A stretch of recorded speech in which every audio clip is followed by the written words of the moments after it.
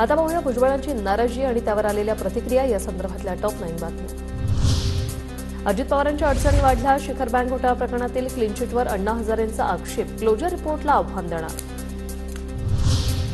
Use and throw ही भाजपची प्रवृत्ती, भाजप लोकनेत्यांना संपवतो। अण्णा हजारेंच्या भूमिकेनंतर रोहित पवारांचा भाजपवर निशाणा। रोहित पवार आकाशापोटी बोलत आहेत। महायुतीचं सरकार मजबूतीनं काम करत आहे। रोहित पवारांच्या आरोपांवर बावनकुळेंचं प्रत्युत्तर।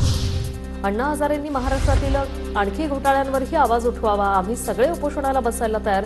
शिखर घोटाळा प्रकरणावरून संजय राऊत आणि नाना पटोलेंचं अण्णा हजारेंना आवाहन। नाशिक लोकसभेची जागा लढवण्यास तयार होतो, मात्र अपमान झाल्यामुळे माघार घेतली। मंत्री छगन भुजबळ यांचा खुलासा।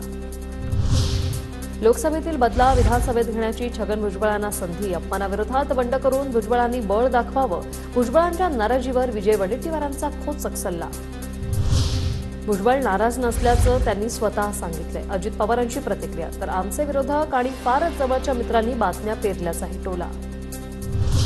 भुजबळांना काय हवंय ते एकदाच देऊन टाका, कुणीतरी नाराज होणार, त्यामुळे महायुतीची प्रतिमा खराब होते। संजय शिरसाट यांची प्रतिक्रिया। छगन भुजबळ नाराज नाही, त्यांची पक्षाला मोठी गरज आहे। राज्यसभेचा आग्रह सोडून त्यांनी आनंदाने सुनेत्रा पवारांच्या नावाला होकार दिला। मंत्री हसन मुश्रीफ यांचं वक्तव्य।